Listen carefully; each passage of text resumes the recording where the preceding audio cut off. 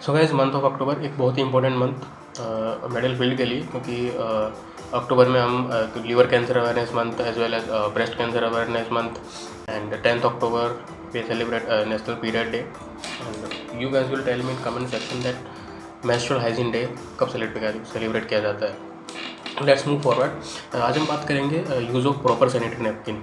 Hopefully आप लोगों ने मुझे ध्यान से सुना हो, मैंने proper use of sanitary napkin नहीं, use of proper sanitary napkin बोला है।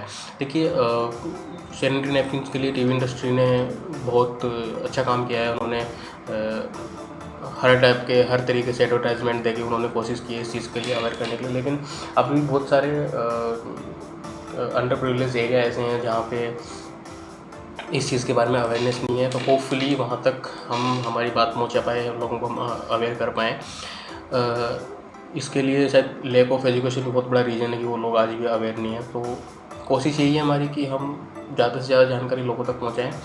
तो 2017 में Tata memorial centre and national institute of research in reproductive health ने यूज्ड सैनिटरी नैपकिन कलेक्ट करवाए थे और उन्होंने उनका एनालिसिस किया।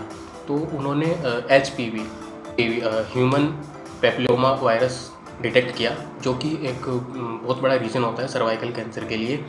हालांकि ये one of the worst condition of that infection होता है, लेकिन फिर भी हम इसको हम अवॉइड नहीं कर सकते। और होपफुली हमारी यही उम्मीद है कि आगे जिस वीडियो में आपको जानकारी मिलेगी इसके सेकंड पोर्शन में, वो आपके काम आएगी।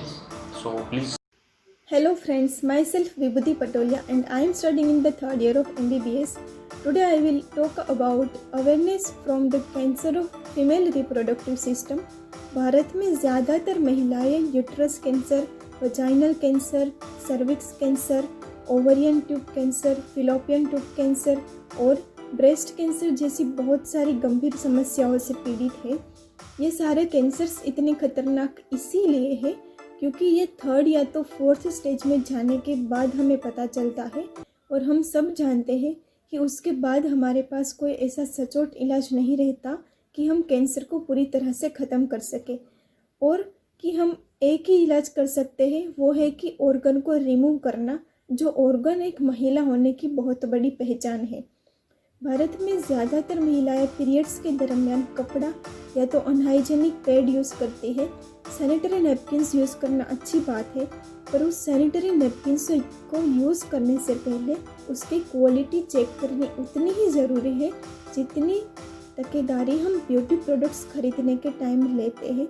जैसे हम ब्यूटी प्रोडक्ट्स खरीदते हैं तो उस टाइम हम गूगल पर सब कुछ सर्च करते हैं कि उसका SPF कितना है, उसमें क्या मटेरियल यूज़ हुआ है, कहीं वो हमारी स्किन को साइड इफ़ेक्ट तो नहीं करेगा, या तो फ्यूचर में जाकर उसके रिलेटेड कोई प्रॉब्लम तो नहीं होगी। तो ठीक उसी तरह से सैनिटरी नैपकिन्स यूज़ करने से पहले भी सारा गूगल करना चाहिए कि उसमें क्या मटेरियल यूज़ हुआ है, या तो खुद एक्सपेरिमेंट करना चाहिए उस सैनिटरी नैपकिन्स के ऊपर कि क्या मटेरियल यूज़ हुआ है और उसके रिलेटेड हमें कोई साइड इफ़ेक्ट तो नहीं होगी। मार्केट में जो सारे सैनिटरी नैपकिन्स मिल रहे हैं उसमें सारा प्लास्टिक यूज़ किया जाता है, और वो प्लास्टिक भी वो होता है जो हम यूज़ करके फेंक देते हैं।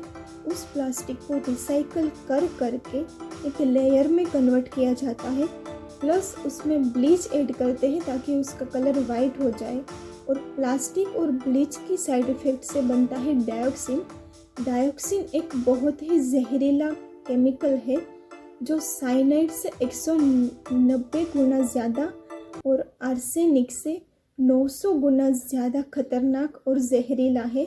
WHO के मुताबिक अगर हम पीरियड्स में सैनिटरी नैपकिन्स यूज़ करते हैं तो WHO के मुताबिक एक बार पीरियड्स में होने के बाद 0.2 ml ऑफ डायोक्सिन हमारे शरीर के अंदर इकट्ठा होता है। ठीक उसी तरह एक साल में पूरे 12 टाइम के लिए 2.4 ml डायोक्सिन हमारे शरीर के अंदर अक्यूमुलेट होता है, और ये इतना जहरीला है कि अंदर जाके वो हमारे टिश्यूज़ और सेल्स को डैमेज करेगा और कैंसर का कारण बनेगा।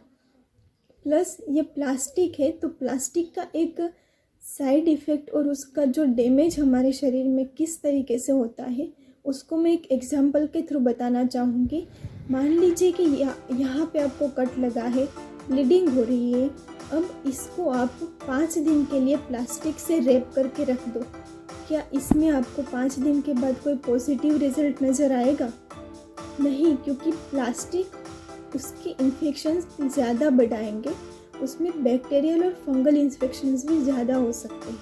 ठीक उसी तरह हमारे बॉडी के इतने सेंसिटिव पार्ट में अगर हम प्लास्टिक यूज़ करेंगे ब्लीडिंग के दौरान, तो उसमें बैक्टीरियल इन्फेक्शंस और फंगल इन्फेक्शंस के चांसेस बढ़ जाते हैं। प्लस हम महिलाएं लीकेज की प्रॉब्लम के कारण उस पार्ट को इतना टाइटली पैक कर देते हैं कि वहाँ पे जो बैक्टीरियाज ग्रोथ हो रहे हैं उसको बाहर आने के लिए कोई जगह नहीं मिलेगी, तो वो वापस योनि मार्ग के थ्रू अंदर जाके कैंसर का कारण बनेगा। प्लस हमें ऐसा एक सैनिटरी नैपकिन्स यूज़ करना चाहिए जिसमें प्लास्टिक ना हो और उसमें बैक्टीरियाज को किल करने की ताकत हो। बाज़ार में जो भी नैपकिन्स मिल रहे हैं, चाहे वो सोफ़ी हो, स्टेफ्री हो, विस्पर्स हो, उसमें कहीं ना कहीं प्लास्टिक का यूज़ किया जाता है। प्लस उसमें जो बैक्टीरियाज को किल करने वाला केमिकल यूज़ किया जाता है, वो बैक्टीरियाज को किल करने में उसकी शक्ति थोड़ी बहुत कम है, नहींवत है, और प्लस वो हमारे शरीर के अंदर भी जाके उसको डैमेज कर सकता है। सो एरिस ब्रांड का एक सैनिटरी नैपकिन्स है जो टोटली सर्जरी कॉटन से बना हुआ है, और सर्जरी कॉटन से बना हुआ होने के कारण उसकी एब्जॉर्प्शन शक्ति बहुत ही ज़्यादा है कि अगर जितना भी ब्लड फ्लो आएगा पीरियड्स के दौरान, उस सारे ब्लड फ्लो को एब्जॉर्ब कर लेगा, और उसकी जो ऊपरी मतलब फर्स्ट लेयर होगी जो हमारी स्किन को टच हो रही है, वो बिल्कुल ही सूखी हुई होगी, ताकि बिल्कुल भी गिलगिला महसूस नहीं होगा, और गीला गीला नहीं रहेगा तो बैक्टीरियाज जो होंगे उसकी ग्रोथ भी रुक जाएगी। प्लस इसके सेकंड लेयर में आता है एक नेगेटिव आयन की चिप। नेगेटिव आयन मतलब कि एनायंस, जैसे कि हम समुद्र किनारे या तो पार्क में कहीं घूमने जाते हैं तो बहुत ही एनर्जेटिक और अच्छा महसूस करते हैं, ठीक, क्योंकि वहाँ पे एनायंस की संख्या ज़्यादा होती है।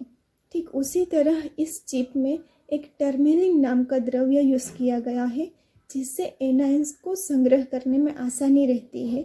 एनायंस मीन्स वो डायनेमिक ऑक्सीजन को संग्रह करता है।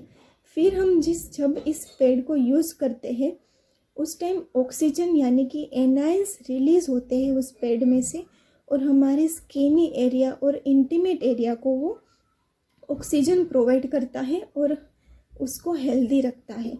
प्लस इसका एक इफ़ेक्ट ये है कि वो बैक्टीरिया को पूरी तरह से किल कर देता है, गीला गीला नहीं रहेगा, तो जो भी कुछ ना कुछ बैक्टीरिया बच जाएगा उसका वो ग्रोथ ही रुक देगा, उसको इनएक्टिव कर देगा। देखिए, हो सकता है कि आप कुछ इन्फॉर्मेशन आपको पहले से पता हो जो हम आपको इस वीडियो में दे रहे हैं, और आप बोल रहे हो फालतू का ज्ञान झाड़ रहे हैं। Shut up. जो नई इन्फॉर्मेशन मिली आपको इस वीडियो में प्लीज़ शेयर कीजिए। हो सकता है हमारे द्वारा दी गई इन्फॉर्मेशन आपके मम्मी, बहन, दोस्त किसी के काम आ सकती है। प्लीज़ शेयर कीजिए, और यदि आप हमसे सहमत हैं या फिर हमारे कोई बात में आपको लगता है कि हमें ये और ऐड करना चाहिए था, तो प्लीज़ हमें कमेंट सेक्शन में बताइए। And thank you for watching the video, and please do share यदि आपको लगता है कि ये इन्फॉर्मेशन किसी के काम आ सकती है। Thank you.